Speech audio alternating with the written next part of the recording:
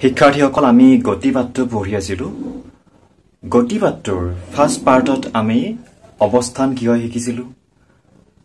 গতি মানে কি বুজিছিলো সৰল ৰেখাৰে গতি দূৰত্ব হৰণৰ বিষয়ে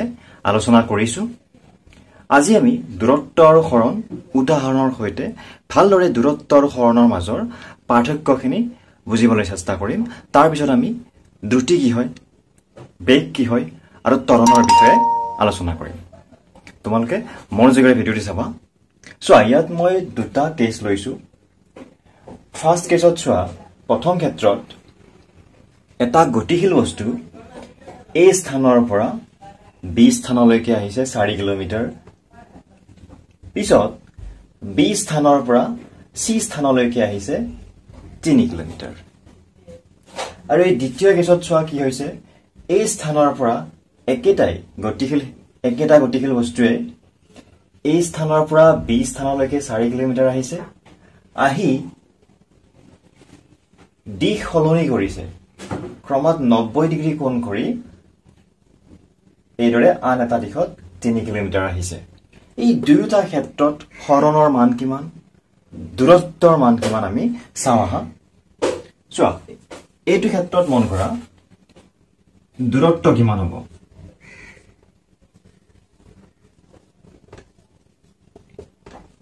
দূৰত্ব হ'ব AB প্লাস BC মানুহজনে বা গতিশীল বস্তুটোৱে কিমান দূৰ গল 4 কিলোমিটাৰ প্লাস 3 কিলোমিটাৰ সমান 7 কিলোমিটাৰ অৰ্থাৎ গতিশীল বস্তুটোৱে 7 কিলোমিটাৰ দূৰত্ব অতিক্ৰম কৰিলে এই ক্ষেত্ৰত হৰণৰ মান কিমান হ'ব এই ক্ষেত্ৰত হৰণৰ মান হ'ব প্ৰাৰম্ভিক অৱস্থা আৰু অন্তিম অৱস্থানৰ মাজৰ নিম্নতম দূৰত্ব যেহেতু মানুহজনে এটা দিশতে গৈ আছে গতিকে এই ক্ষেত্ৰত হৰণৰ মান হ'ব AB যোগ BC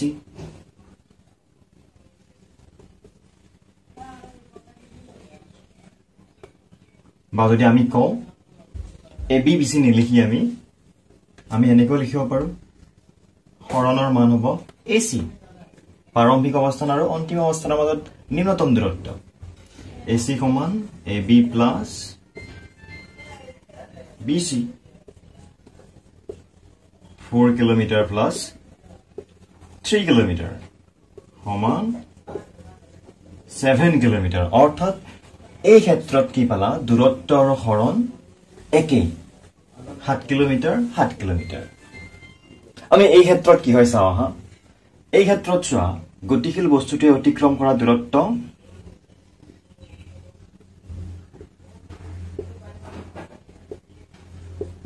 AB প্লাস BC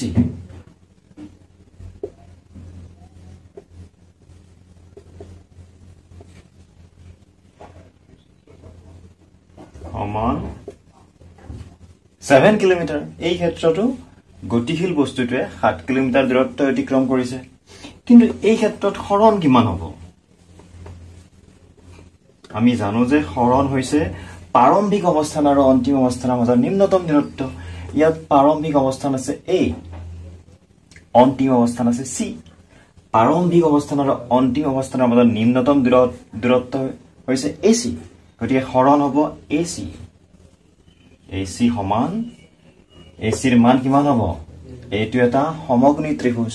গতিকে ইয়াত পাইথাগোৰাছৰ সূত্ৰ ব্যৱহাৰ কৰা কৰিলে কি হ'ব √AB² + BC²।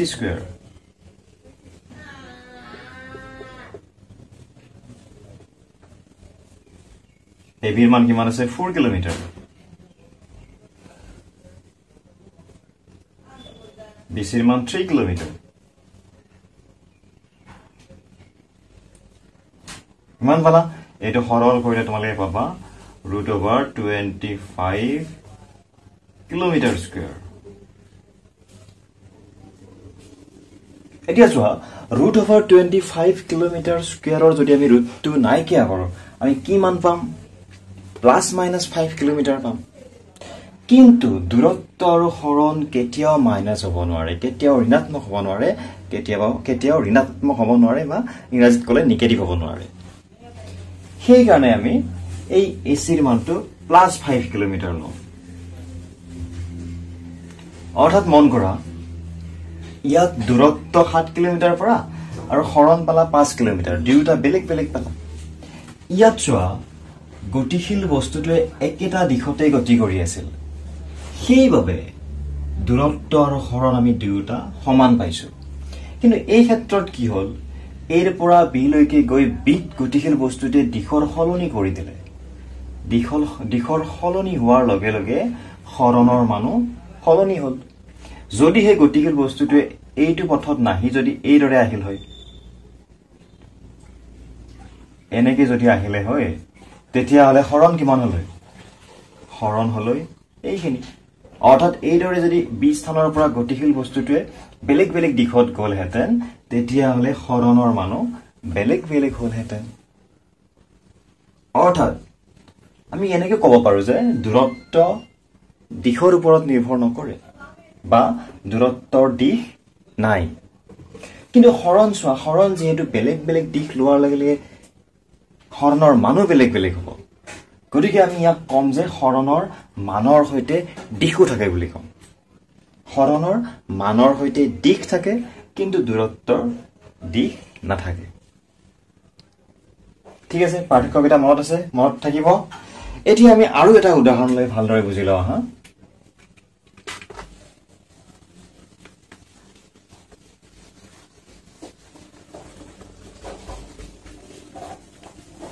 ধৰা হ'ল এটা গতিশীল বস্তুৱে আৰ ব্যাসাৰ্ধৰ বৃত্তাকাৰ পথ এটাত গতি কৰি আছে এই অৱস্থানৰ পৰা আৰ ব্যাসাৰ্ধৰ বৃত্তাকাৰ পথ এটাত গতি কৰি আছে এই অৱস্থানৰ পৰা গতিশীল বস্তুটোৱে গতি কৰি আছে আহি এটা সময়ত বি অৱস্থান পালে এটা সময়ত গৈ সি অৱস্থান পাব আৰু এটা সময়ত গৈ আকৌ আগৰ অৱস্থান পাব আৰ ব্যাসাৰ্ধৰ বৃত্তাকাৰ পথত গতি কৰি আছে এতিয়া বস্তুটোৱে এৰ পৰা বি অৱস্থান পাওঁতে বস্তুটোৱে অতিক্ৰম কৰা দূৰত্ব কিমান আৰু হৰণ কিমান উলিওৱা যদি সোধে তেতিয়া আমি কেনেকৈ কৰিম চোৱা এই অৱস্থান বি অৱস্থান এই আৰু বিৰ মাজৰ নিম্নতম দূৰত্ব হৈছে এ বি এইটো হৈছে নিম্নতম দূৰত্ব ঠিক আছে এইটো হৈছে বৃত্তটোৰ কেন্দ্ৰ এতিয়া চোৱা এৰ পৰা আহি বস্তুটোৱে বি অৱস্থান পাইছে এৰ পৰা বি লৈকে কিমান দূৰত্ব হ'ব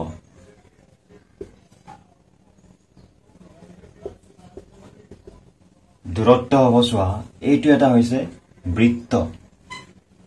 বৃত্তৰ চোৱা পৰিধিৰ আধা দূৰ গৈছে বস্তুটোৱে গতিকে দূৰত্ব কিমান হ'ব বৃত্তৰ পৰিধিৰ আধা বৃত্তৰ পৰিধি কিমান আৰ ব্যাসাৰ্ধৰ বৃত্ত এটাৰ পৰিধি টুৱাইজ পাই আৰ এই বৃত্তৰ পৰিধিৰ আধা গৈছে গতিকে আমি 2 ৰে ডিভাইড কৰিলো অৰ্থাৎ দূৰত্ব কিমান পালা পাই আৰ একক থাকিব এটা যদিহে আমি আৰটো মিটাৰত লওঁ তেন্তে দূৰত্ব হ'ব পাই আৰ মিটাৰ ঠিক আছে দূৰত্ব গম পালো আমি পাই আৰ এতিয়া হৰণ কিমান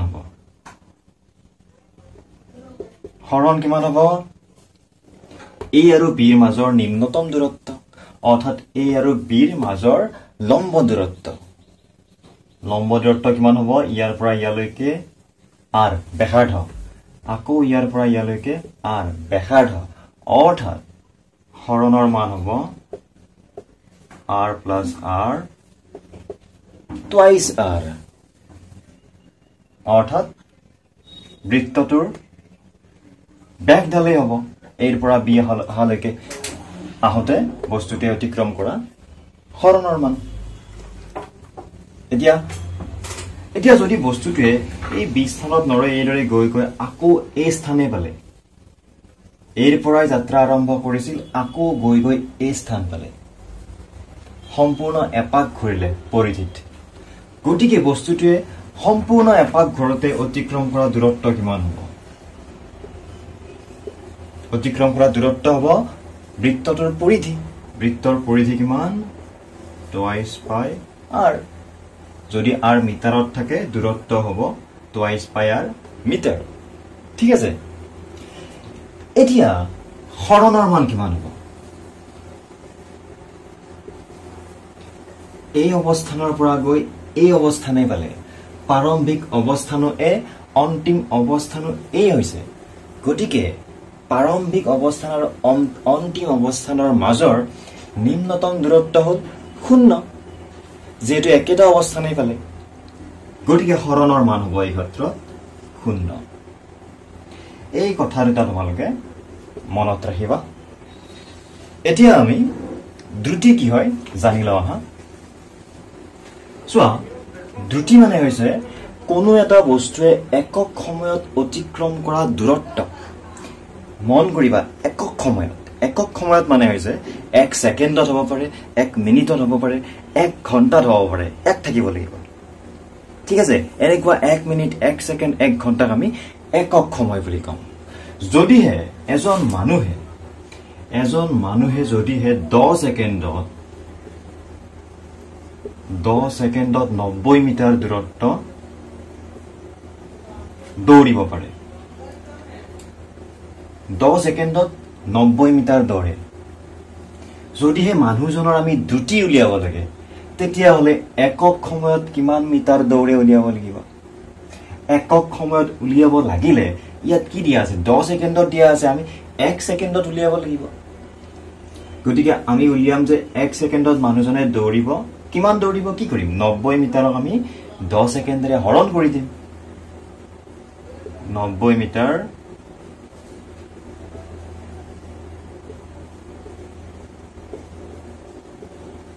10 সেকেন্ড ইয়াত মই লিখা নাই লিখি দিছো যাতে তোমালোকে বুজি পোৱা গোটেই সেন্টেন্সটো মই লিখি দিয়া নাই 90 মিটাৰক 10 সেকেন্ডৰে হৰণ কৰিলে কিমান হ'ব 9 10ৰে 90ক 9 বাৰ গ'ল ওপৰত কি আছে মিটাৰটো আমি লিখিব লাগিব একক লিখিব লাগিব তলত কি আছে সেকেন্ড তলত আমি এটো কেনেকৈ লিখিম পাৰ বা প্ৰতি সেকেন্ড ঠিক আছে তলত থাকক আমি এইদৰে এডাল চিন দিম চিন দি সেকেন্ডটো লিখিম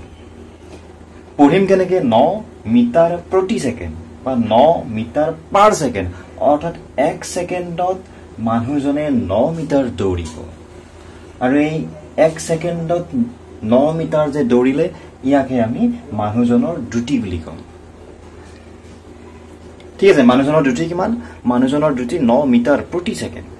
বা মানুহজনে প্ৰতি সেকেন্ডত 9 মিটাৰ যায় ইয়াক আমি দ্ৰুতি বুলি কওঁ মানুহজনৰ ক্ষেত্ৰত এতিয়া মন কৰা 1 সেকেন্ডত উলিয়াবৰ কাৰণে আমি কি কৰিলো দূৰত্ব সময়ৰে হৰণ কৰিলো মনোযোগ দিবা চোৱা ওপৰত কি লিখিছো দূৰত্ব লিখিছো সেই দূৰত্বখিনি যাওঁতে কিমান সময় লাগিছে সেই সময়টো আমি তলত লিখিছো লিখি সেই সময়টোৰে হৰণ কৰিছো হৰণ কৰোঁতে আমি দ্ৰুতি পাইছো সেই কাৰণে আমি যেতিয়া দ্ৰুতি উলিয়াম মন কৰিবা এই সূত্ৰটো আমি ব্যৱহাৰ কৰিম দ্ৰুতি সমান দূৰত্ব হৰণ সময় অৰ্থাৎ যদিহে এটা দূৰত্ব দিয়া থাকে আৰু সেই দূৰত্বখিনি যাওঁতে কিমান সময় লাগে সেইটো দিয়া থাকে তেতিয়া হলে দ্ৰুতি উলিয়াওঁতে আমি কি কৰিম সেই দূৰত্বখিনি সময়খিনিৰে হৰণ কৰি দিম দিলে আমি যিমান পাম তাক দ্ৰুতি বুলি কম বাকি একক লিখোতে কেতিয়াও ভুল নকৰিবা যদি ওপৰটো এসা এককত লিখা তলৰটো তোমালোকে এসা এককত লিখিব লাগিব তোমালোকে জানা এসা একক মানে কি দৈৰ্ঘ্যৰ একক মিটাৰ সময়ৰ একক সেকেন্ড ভৰৰ একক কিলোগ্ৰাম যদি হে ওপৰত যদি দূৰত্বটো তুমি মিটাৰত লিখিছা তলৰটো কিহত লিখিবা সেকেন্ডত লিখিবা মিটাৰ পাৰ সেকেন্ড এসা এককত লিখিবা ঠিক আছে আমি গম পালো দ্ৰুতি কি হয় দ্ৰুতি হল কোনো এটা বস্তুৱে একক সময়ত অতিক্ৰম কৰা দূৰত্ব এতিয়া আমি গড় দ্ৰুতি মানে কি জানি লওঁ গড় দ্ৰুতি মানে কি হয়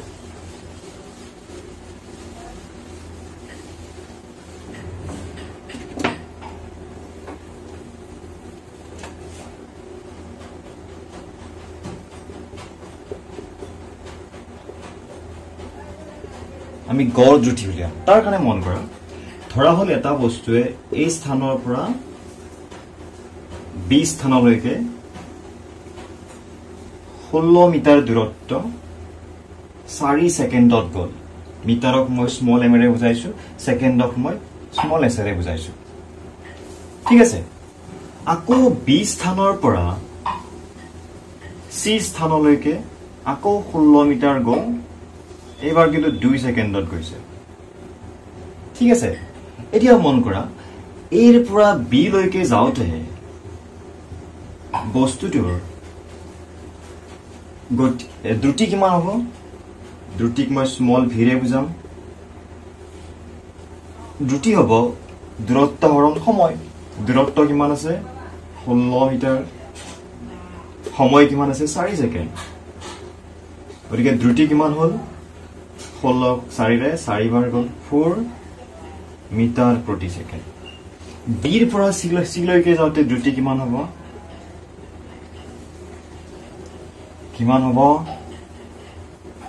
বিৰ পৰা সি লৈকে 16 মিটাৰ দূৰত্ব 16 মিটাৰ সময় কিমান লৈছে 2 সেকেন্ড 2 সেকেন্ডৰে হৰণ কৰি দিয়া কিমান হ'ল 8 সেকেন্ড 8 মিটাৰ প্ৰতি সেকেন্ড অৰ্থাৎ চোৱা দুইটা ক্ষেত্ৰত কি পালা দ্ৰুতি বেলেগ বেলেগ পালা ঠিক আছে এই যে দ্ৰুতি যদি বাৰ বাৰ বেলেগ বেলেগ হৈ থাকে অৰ্থাৎ গাড়ীখন বা বস্তুটো বেলেগ বেলেগ দ্ৰুতিত গৈ থাকে তেতিয়াহলে যেতিয়া আমি সেই গাড়ীখনৰ বা বস্তুটোৰ গড় দ্ৰুতি উলিয়াম তেতিয়া কি কৰিম জানানে তেতিয়া আমি কি কৰিম গাড়ীখনে অতিক্ৰম কৰা মুঠ দূৰত্ব গাড়ীখনে অতিক্ৰম কৰা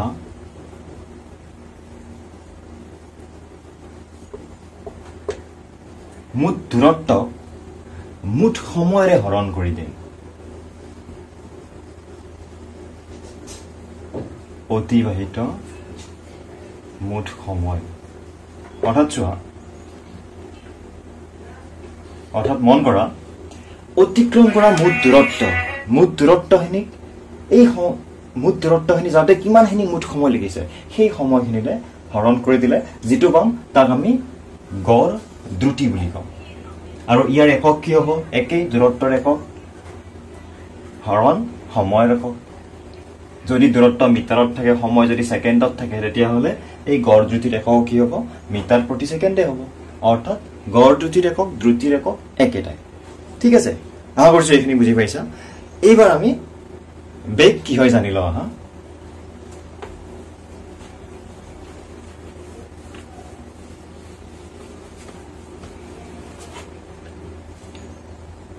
So বেগ ইংৰাজীত কম ভেলোচিটি বুলি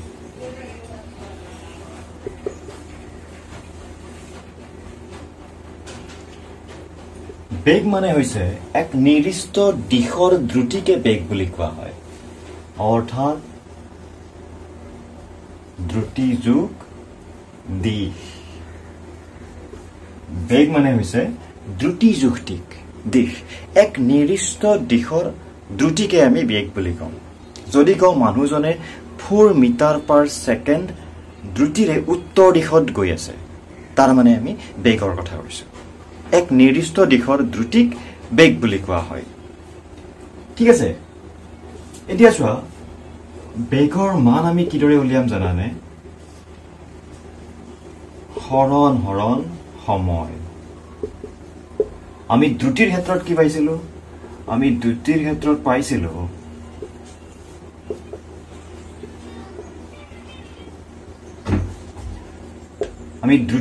পাইছিলো দূৰত্ব হৰণ সময়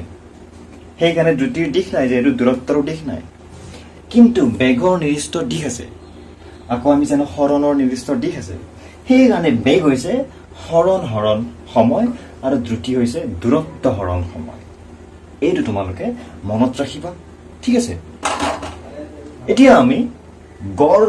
বেগনো কি হয় জানি লওঁ আহা গড় বেগ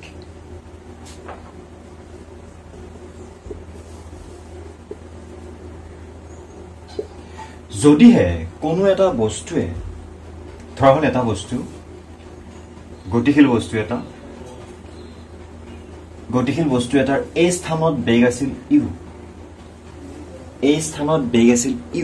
ইউ মানে হৈছে আমি ইয়াক প্ৰাৰম্ভিক বেগ বুলি কওঁ ইউ হা টি সময়ৰ পাছত বস্তুটোৰ অন্তিম বেগ হৈ গ'ল ভি চোৱা প্ৰাৰম্ভিক বেগ আছিল ইউ অন্তিম বেগ হ'ল ভি তেতিয়া হলে বস্তুটোৰ গড় বেগ কিমান হ'ব জানানে প্ৰাৰম্ভিক বেগ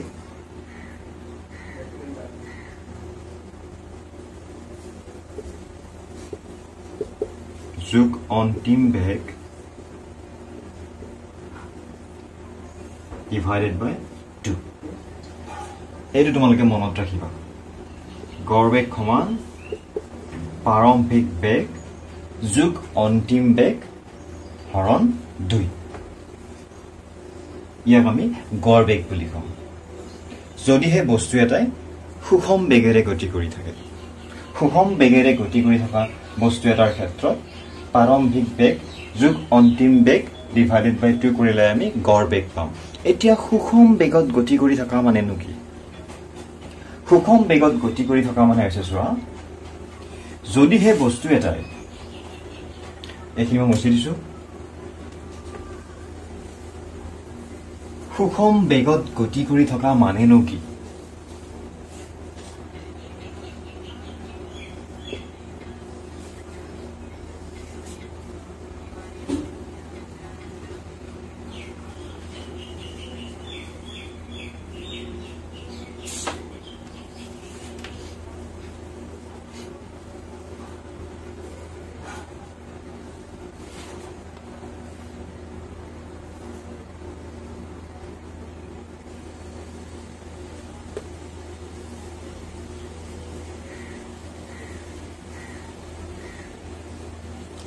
মন কৰা এৰ পৰা বি লৈকে বস্তুটোৱে গতিশীল বস্তু এটাই 4 মিটাৰ দূৰত্ব গৈছে 2 সেকেন্ডত এই ক্ষেত্ৰত বেগ ভি হ'ব 4 divided by 2 4 meter per by 2 second that is 2 meter per second বিৰ পৰা সি লৈকে 8 মিটাৰ গৈছে 4 সেকেন্ডত এই ক্ষেত্ৰত বেগ কিমান হ'ব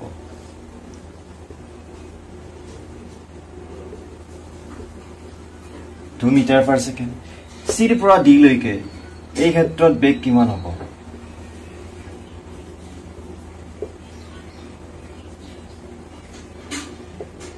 2 meter per second অৰ্থাৎ প্ৰত্যেকটো ক্ষেত্ৰতে গতিশীল বস্তুটোৰ বেগ একেই আছে হয়নে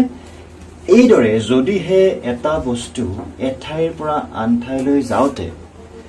বস্তুটোৰ বেগ একেই থাকে প্ৰত্যেকটো সময়তে প্ৰত্যেকটো মুহূৰ্তত যদি বস্তুৰ বেগ একেই আছে তেতিয়া হলে আমি কম যে বস্তুটোৱে সুষম বেগেৰে গতি কৰি আছে এইদৰে সুষম বেগেৰে গতি কৰি থকা বস্তুৰ ক্ষেত্ৰত বস্তুটোৰ গড় বেগ হ'ব প্ৰাৰম্ভিক বেগ প্লাস অন্তিম বেগ হৰণ 2 এইটো তোমালোকে মনত ৰাখিবা শিক্ষাৰ্থীসকল আমি দ্ৰুতি কি হয় শিকিলো বেগ কি হয় জানিলো এতিয়া আমি ত্বৰণ সম্পৰ্কে আলোচনা কৰো আহা চোৱা ত্বৰণ যাক আমি ইংৰাজীত কম এক্সিলাৰেশন বুলি আৰু ত্বৰণক চমুকৈ আমি এৰে বুজাম স্মল এৰে নিৰ্দেশ কৰিম ত্বৰণ মানে হৈছে বেগৰ পৰিৱৰ্তনৰ হাৰ ঠিক আছে বেগৰ পৰিৱৰ্তনৰ হাৰক ত্বৰণ বুলি কোৱা হয় অৰ্থাৎ যদিহে আমি বেগৰ পৰিৱৰ্তনক সময়ৰে হৰণ কৰো আমি বেগৰ পৰিৱৰ্তনৰ হাৰ পাম আৰু তাক আমি ত্বৰণ বুলি কওঁ ধৰা হল এটা বস্তু গতিশীল বস্তু এটা এই স্থানৰ পৰা বি স্থানলৈ গতি কৰিছে এই স্থানত বস্তুটোৰ প্ৰাৰম্ভিক বেগ আছিল ইউ টি সময় পাছত বস্তুটোৰ বেগ ভি হলগৈ অৰ্থাৎ চোৱা ইউ আছিলে ইউৰ পৰা গৈ ভি হল বেগৰ পৰিৱৰ্তন হল যেতিয়া বেগৰ পৰিৱৰ্তন হ'ব তেতিয়াহে আমি ত্বৰণ পাম এতিয়া চোৱা ইয়াত বেগৰ পৰিৱৰ্তন হল হলে এই ক্ষেত্ৰত আমি ত্বৰণ পাম ত্বৰণ কি কিমান হ'ব আমি চাওঁ আহা ত্বৰণক আমি এৰে বুজাম এ লিখিলো সমান ইউৰ পৰা ভি হৈছে বেগৰ পৰিৱৰ্তন কিমান হৈছে ভি মাইনাছ ইউ যদি 2 ৰ পৰা যদি 4 হল হয় তেতিয়া পৰিৱৰ্তন কিমান হল হয় 4 মাইনাছ 2 ঠিক আছে সো ইউৰ পৰা ভি হৈছে সেই কাৰণে আমি বেগৰ পৰিৱৰ্তন লিখিছো ভি মাইনাছ ইউ কিমানখিনি সময়ত ইউৰ পৰা ভি লৈ পৰিৱৰ্তন হৈছে টি সময়ত সেইভাবে আমি টি ৰে হৰণ কৰিম এইটো হৈছে ত্বৰণৰ সূত্ৰ মনত ৰাখিবা যে ত্বৰণ এ সমান V minus U by T ঠিক আছে আমি ত্বৰণ কি জানিলো এতিয়া ত্বৰণৰ একক জানিব লাগিব নহয় ওপৰত কি ভি বেগ বুজাইছে ইউ বেগ বুজাইছে গতিকে ওপৰৰ এককটো কি হ'ব বেগৰ একক হ'ব বেগৰ একক মিটাৰ প্ৰতি সেকেন্ড তলত কি আছে সময় অৰ্থাৎ তলত থাকিব সময়ৰ একক সেকেন্ড গতিকে ত্বৰণৰ একক কি হ'ব মিটাৰ তলত এস দুটা থাকিব সেকেন্ড স্কয়াৰ ইয়াক আমি এইদৰে লিখিব পাৰো মিটাৰ সেকেন্ড ইনভাৰ্স স্কয়াৰ এইটো তোমালোকে মনত ৰাখিবা ত্বৰণৰ একক মিটাৰ সেকেন্ড ইনভাৰ্স স্কয়াৰ বা মিটাৰ পাৰ সেকেন্ড স্কয়াৰ এতিয়া আমি এটা উদাহৰণৰ সহায়ত ভালদৰে বুজিলো হা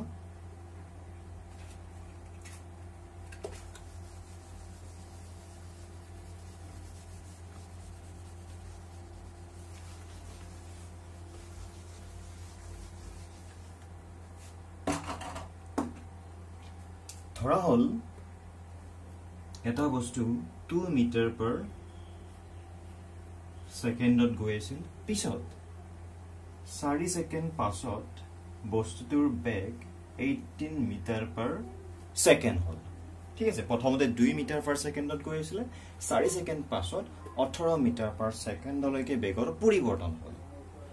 এই ক্ষেত্ৰত ত্বৰণ কিমান হ'ব মন কৰা ত্বৰণ এই সমান ভি মাইনাছ ইউ আছিলে নহয় 2 ৰ পৰা 18 লৈকে পৰিৱৰ্তন হৈছে গতিকে আমি কি লিখিম 18 metre per second minus 2 metre per second কিমান সময়ত পৰিৱৰ্তন হৈছে 4 সেকেন্ডত গতিকে তলত হ'ব 4 সেকেন্ড 18 ৰ পৰা 2 গলে 16 মিটাৰ পাৰ সেকেন্ড ডিভাইডেড বাই 4 সেকেন্ড ইয়াক 16 4 ৰে 4 বাৰ গল একক কি হ'ব মিটাৰ পাৰ সেকেন্ড স্কয়াৰ অৰ্থাৎ চোৱা এটা বস্তু 2 মিটাৰ সেকেন্ডৰ পৰা 4 সেকেন্ডত যদি 18 মিটাৰ পাৰ সেকেন্ড বেগলৈকে পৰিৱৰ্তন হয় তেতিয়াহলে বস্তুটোৰ সৈতে জড়িত ত্বৰণ হ'ব 4 মিটাৰ পাৰ সেকেন্ড স্কয়াৰ এতিয়া চোৱা ইয়াত 2 মিটাৰ পাৰ সেকেন্ডৰ পৰা 18 মিটাৰ পাৰ সেকেন্ডলৈকে বেগ বৃদ্ধি হৈছে গাড়ীখনৰ বেগ বৃদ্ধি হৈছে কিন্তু যদিহে এখন গাড়ী 18 মিটাৰ পাৰ সেকেন্ডত আহি আছিল আহি যদি ব্ৰেক মাৰিলে বা ৰেস কমাই দিলে তেতিয়াতো তাৰ বেগ কমি যাব কমি গৈ আমি ধৰি লৈছো গাড়ীখন 18 মিটাৰ পাৰ সেকেন্ডত আহি আছিল ব্ৰেক মাৰিলে পিছত বেগ কমি গৈ 2 মিটাৰ পাৰ সেকেন্ড হ'ল এই ক্ষেত্ৰত চোৱা এই ক্ষেত্ৰতো বেগৰ পৰিৱৰ্তন হ'ল এই ক্ষেত্ৰৰ ত্বৰণ থাকিব এই ক্ষেত্ৰত ত্বৰণ আমি কিমান পাম এই ক্ষেত্ৰত চোৱা 18 ৰ পৰা 2 লৈকে হলনি হৈছে গতিকে আমি 2 টো আগত লিখিব লাগিব পৰিৱৰ্তন উলিয়াব লাগিব 2 ডিভাইডেড বাই 18